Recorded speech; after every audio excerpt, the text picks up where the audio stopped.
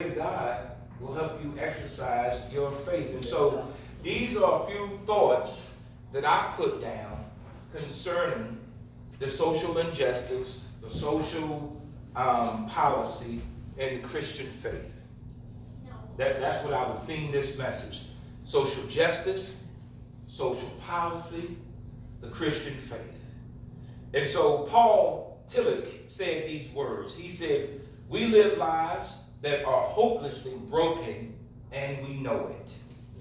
Author and writer Victor Hugo said these words, "Short as life is, we make it still shorter by the careless waste of time. There is no sadder example of wasted time than a life dominated by fear." And that's what people are going through with this COVID-19. Social justice, I underlined this, is the belief that everyone in a society deserves an equal and a fair opportunity to succeed and to reach their full potential. Social justice is about equity for all and not just for a privileged few.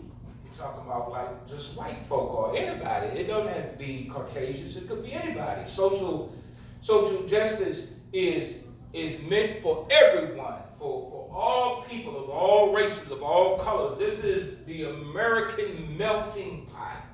This is where immigrants have come from all over the world. This United States of America, what makes it so great and what makes it so powerful is the mixture or the diversity of the people that live in it. Yeah. Amen. All the different people from all over the world. This is God's melting pot. And if you want to know what heaven is going to look like, all you got to do is travel to the United States. All you got to do is stay in your city. You know, this is considered, they consider this area, the Tidewater region, they consider this Little New York.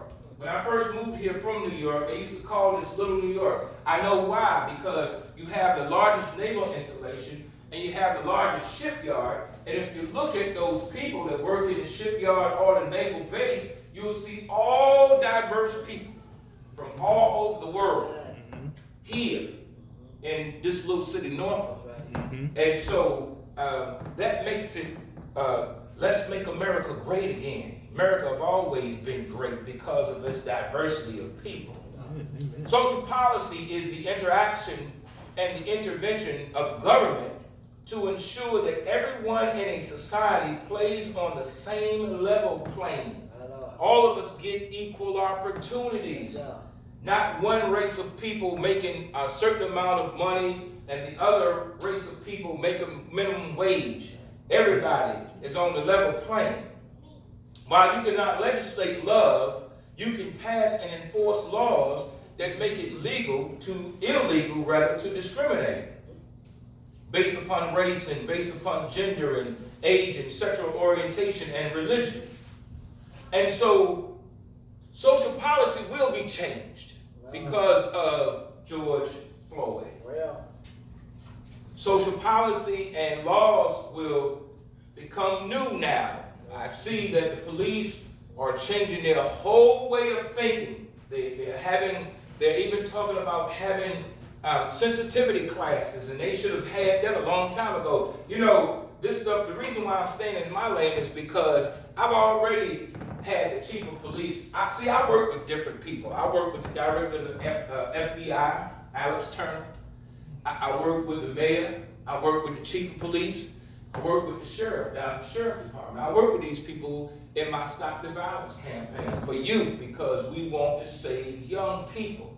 And in order to get some of that stuff changed, we had already been talking about years ago doing sensitivity training.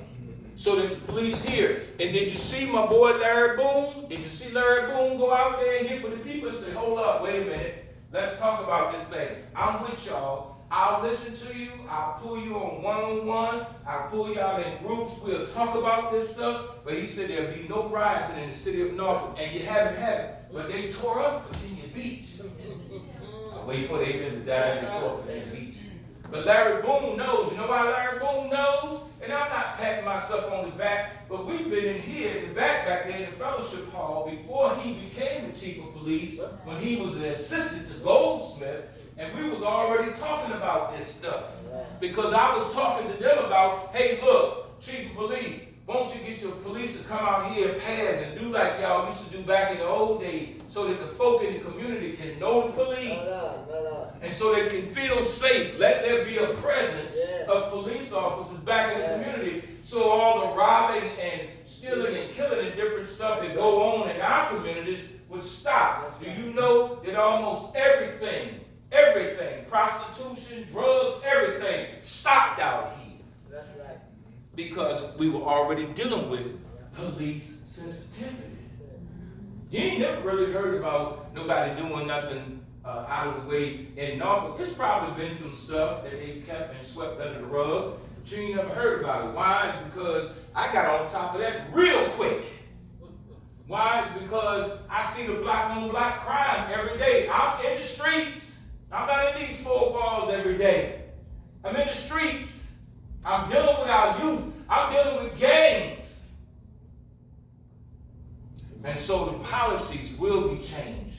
Social policies should be changed in the church as well.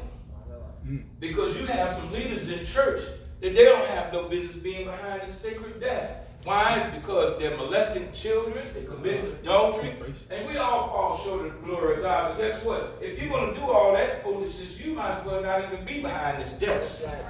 If you can't love people and show people compassion and show people forgiveness and show people reconciliation, restore relationship, you don't need to be behind this desk. That's right. You should be doing something else. And so there should be some social policy going on in the church because guess what? And we have done that here. Thank God we've done it here. We've had all kind of people come in here. We've had Caucasian people in here, members of this church. That's right. You know, we've had all kind of diverse people come in here.